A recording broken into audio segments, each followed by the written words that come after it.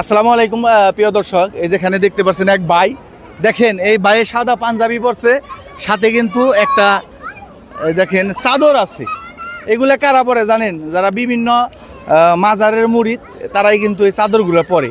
তো ওনার সাথে কথা বলি। আসসালামু আলাইকুম। ওয়ালাইকুম সালাম। আচ্ছা ভাই, এই চাদরটা কি দয়াল বাবার নাকি? জি, চাদরটা আমার দয়াল বাবার, এটা বৈরাবরের চাদর। বৈরাবর চাদর। আপনি কি বৈরাবরের মুরিদ না? আমি বৈরাবরের মুরিদ না, কিন্তু বৈরাবরের আসক্ত। মুরিদ হই নাই আমি।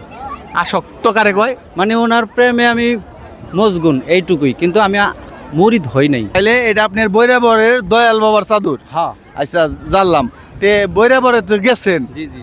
গাঁজা কয় বোতলা খাইছেন? না, গাঞ্জা জিনিসটা আসলে যারা খায় তারাই বলতে পারবে। আমি গাঞ্জার বিষয়ে তেমন একটা জানি না, কিন্তু খাইতে দেখছি মানুষ খায়।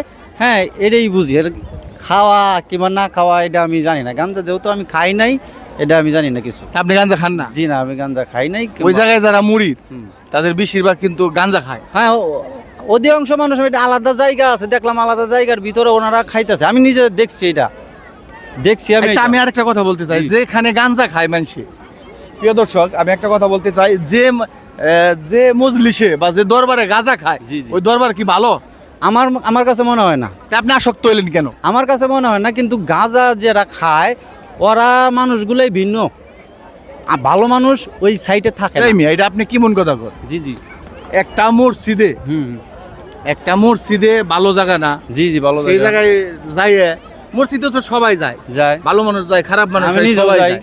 আপনি নিজেও যান, আমিও যাই, যান। ঠিক না? কিন্তু মসজিদে গিয়ে কি উপেনে বইয়ে গাঁজা খায়? না না, সম্ভবই না। তো ওই গাঁজাটা যদি মসজিদে বইয়ে খায়, তাহলে তারা কি মানুষের থুইব?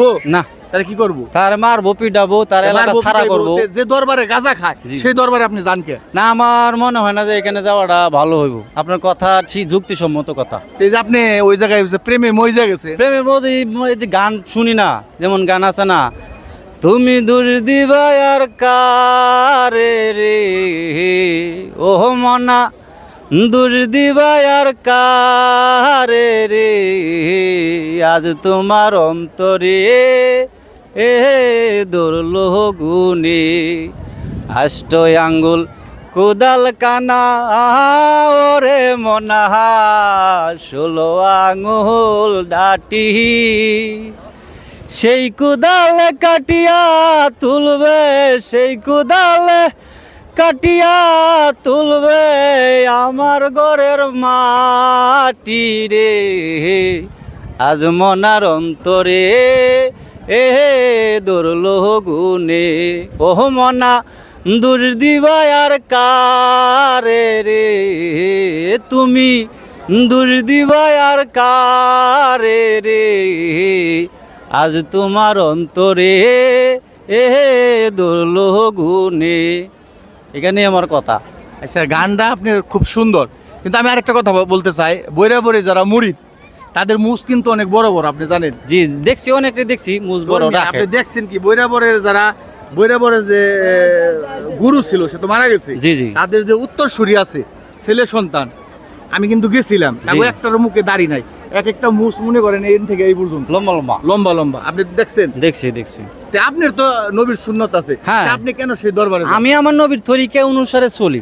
তে আপনি যে বৈরাবরে চাদর গাই দিচ্ছেন কে? এইটা বললাম না যে ওই যে বাবার দেওয়া। শুনেন, একটা কথা আছে যে দান্দাবাজি দুকাই পড়লে আন্তাজে করলে সাধন। কথা বুঝতে পারছেন?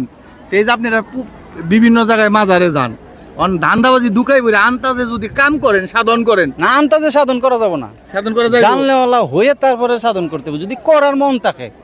আপনি জানেন বেশিরভাগ মাজারে গাঞ্জা সিদ্ধি কিনে মনে করেন আছে, ছেলে খায়। খাই, ঠিক আছে? ওরা এগুলা আছে ওইখানে। আর ওদেরকে প্রশ্ন করলে বলে যে আমরা গাঞ্জা সিদ্ধি খাইয়ে আল্লাহর সাধন করি, সাধন করে এরকম বলে। না, এটা আমার ভিতরে কোনো কাজ করে না, এটা আমি বয়কট, সবসময় বয়কট। তারা যাইবেন না। না। যাই, প্রিয় দর্শক, ভিডিওটা বেশি বেশি শেয়ার করবেন।